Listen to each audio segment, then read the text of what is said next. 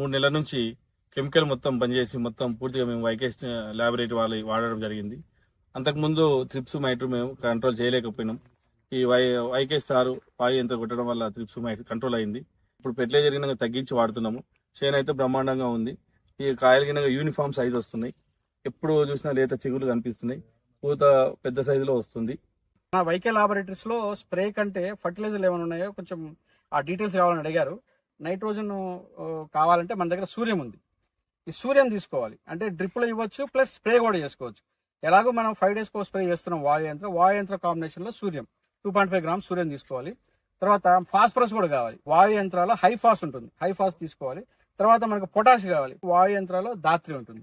So ఈ 3 combination లో తీసుకుంటే ఎక్కువ ఫర్టిలైజర్ ఇవ్వాల్సిన అవసరం లేదు. సో మనకి ఎందుకంటే ఇవన్నీ డ్రిప్లు ఇవ్వడం వల్ల ఏమవుతుందంటే కొంచెం వేస్ట్ అయ్యే ఛాన్స్ ఉంది. ఇవన్నీ ఇన్ఆర్గానిక్ కెమికల్స్ కాబట్టి మనకి రెసిడ్యువల్స్ కొంచెం భూమిలో ఉండిపోతాయి, మొత్తం తీసుకోదు మొక్క.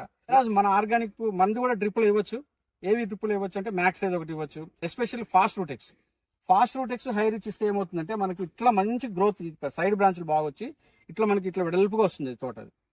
ఈ విధంగా ఫార్మర్స్ మేము చెప్పేది ఏంటంటే ఫర్టిలైజర్లు తగ్గించుకొని వైకే లాబొరేటరీస్ లో ఏంటంటే హై రిచ్ కానీ మ్యాక్సైజ్ కానీ ధాత్రి కానీ ఇలాంటివన్నీ డ్రిప్లో ఇచ్చుకోవచ్చు ప్లస్ ఏ కూడా చేసుకోవచ్చు.